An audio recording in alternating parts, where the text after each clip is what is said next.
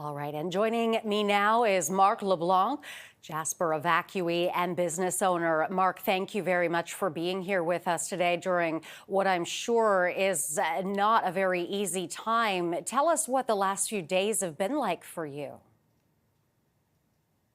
Well, Monday night, we were at home, when things started. We heard sirens, which, occasionally you do hear those sirens in Jasper, emergency vehicles going somewhere. And, we just kind of kept having dinner and slowly, but surely some neighbors started coming by asking us if we were aware what was going on and started to hear about a fire east of town. And then another neighbor came by and explained there was a fire south of town.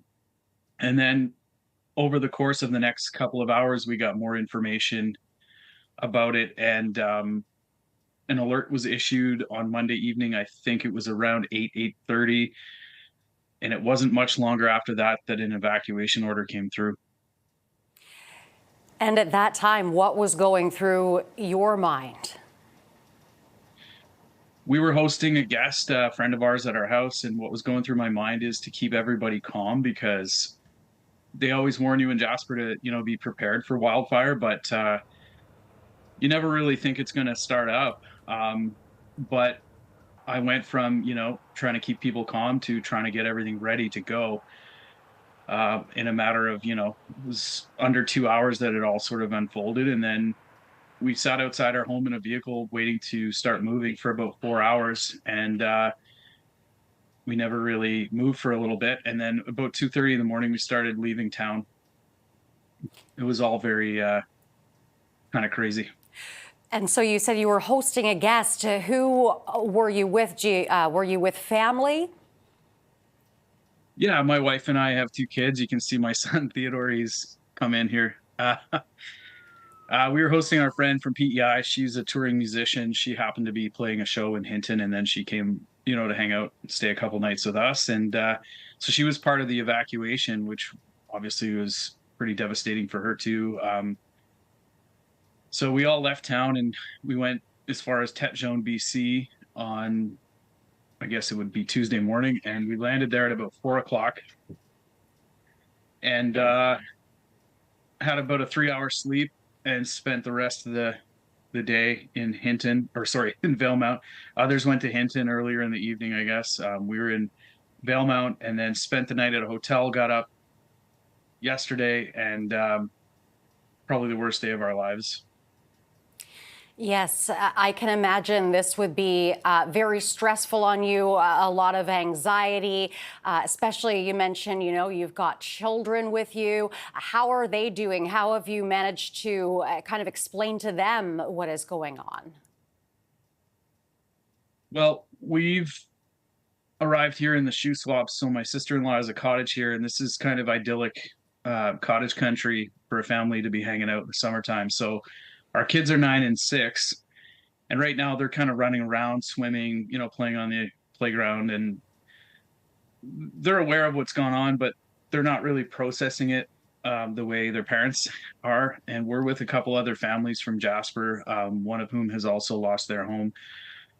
And so the kids are kind of just playing and being kids, which is what we want, and just to kind of normalize life a bit for them while we try to sort things out. But we're not hiding the truth and just, being calm and trying to, just deal with things as it rolls out here.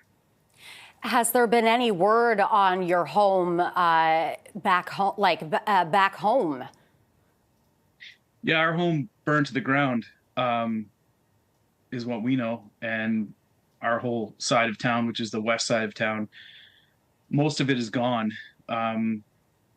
We got that information last night from two different sources, and lots of tears and just shock and disbelief and sadness. But I own two stores in Jasper, and I've seen photos just recently here today that both of those stores are still standing. So I guess we'll just think about that and get ready to make the most of what we have that's left. I'm very sorry to hear about your home. How long did you have to grab belongings? Did you have enough time to grab everything that is important to you? I think we got the critical things, of course, being our family, and we did our best with camping supplies, our mountain bikes, some clothing, and important documents and such. And credit goes to the town of Jasper, reminding residents for years now to have a plan and to have things ready. So we did have things ready. Of course, you're never totally ready. We did have enough time to grab what we thought we needed, and of course, now we're going back in our minds to try to say, "Oh, we should have grabbed this or that," and you always have that game in your head where you could have done this or that. I certainly could use a few more articles of clothing at this point, but we did get the most important things, and I guess most of the other stuff we can just try and replace it as best we can.